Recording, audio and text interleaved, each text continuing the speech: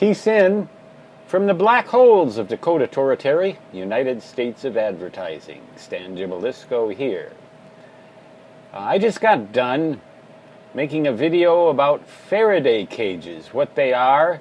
I did neglect to mention that they should be grounded securely to an earth ground, an electrical ground. But they are intended to shield devices from electromagnetic fields and in particular the potential destructive effects of electromagnetic pulses, which, by the way, can include nearby lightning strikes.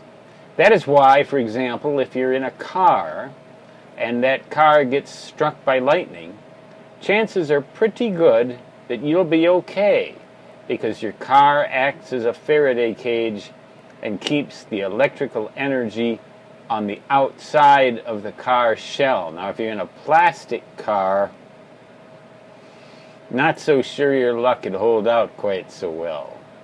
But a big old heavy metal car like those old-fashioned ones, they'll do just fine.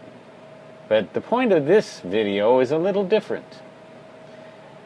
I have a friend not too long ago who claimed that the wiring in his house makes his ears hum.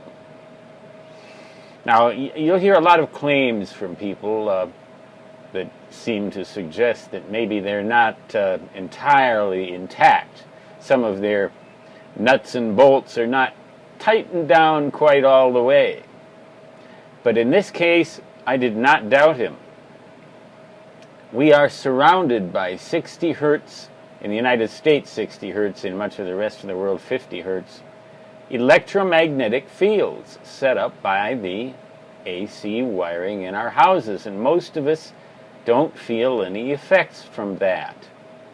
But a few people apparently do hear that low-pitched hum in their ears, and my theory is that it causes their blood cells, the hemoglobin, the iron content in their red blood cells, to actually oscillate back and forth inside of them. They can hear that. It'll do it inside of you and me, too, if it does it inside of them.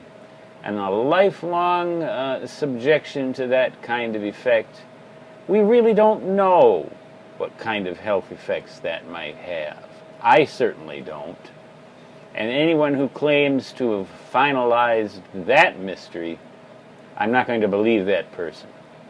The same thing goes with radio frequency electromagnetic fields from ham radio equipment and things like that. Now, if you stand in front of a microwave dish for a high-powered microwave transmitter, there's a pretty good chance you're going to get cooked like a hot dog. But I'm not talking about that. I'm talking about this hum in the ears, which harkens back to something that happened to me when I lived in northern, or rather western central Wisconsin. And I believe that was back in the day when they had that large antenna array under the ground at a very, very low frequency, something like 20 hertz, designed to actually resonate with the entire planet Earth to facilitate communication with submarines. That's my understanding of it. I don't believe that exists anymore. I think they stopped that.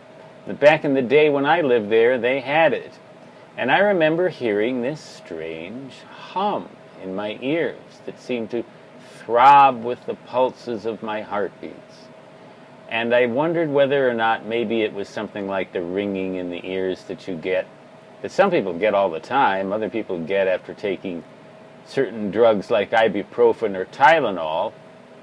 Both of those will cause me to have tinnitus, which is a higher-pitched ringing in the ears. But I'm not talking about that either.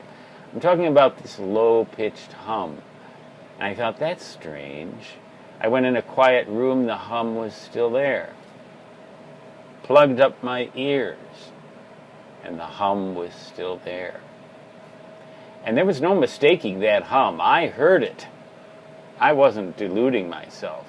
And then I finally had a few lucky years and started going out looking for houses in Wyoming and South Dakota, and discovered to my fascination that that hum did not occur out in the black holes of Dakota Territory, United States of Advertising, or the vastnesses of Wyoming, where I do now own a little property that I'm renting out to some very wonderful people.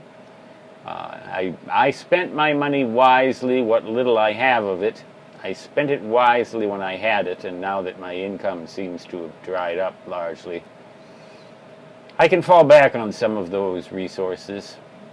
And along with the increased medical expenses, I never deluded myself into thinking I was getting rich. Thank the Lord for that. And I never deluded myself into thinking I did not hear that low-pitched hum, because I did.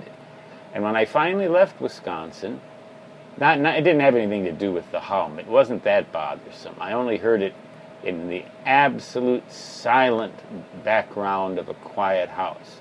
If there was anything so much as a fan going or food cooking or people talking, didn't hear it. It never really bothered me. I was able to tune it out. But it was there. So if you think you hear a low-pitched hum in your ears all the time, and you can hear it even when you cover your ears, try going out into an open area far, far from any utility lines and see if you still hear it. If you do, maybe it's something anatomical you need to see your doctor about. But if you don't, and it returns when you come back to the environment in which we are bathed, 60 hertz electromagnetic fields, you know, this is a weird world we live in with all these strange radiations and chemicals to which we are exposed. Is it any wonder that if you live long enough, you will die of cancer? Stan Jabalisco signing off on that happy note. But I thought it was interesting, and I thought you should be aware that if you do hear that hum, maybe you're not crazy. Maybe it's really there. Until next time, peace out.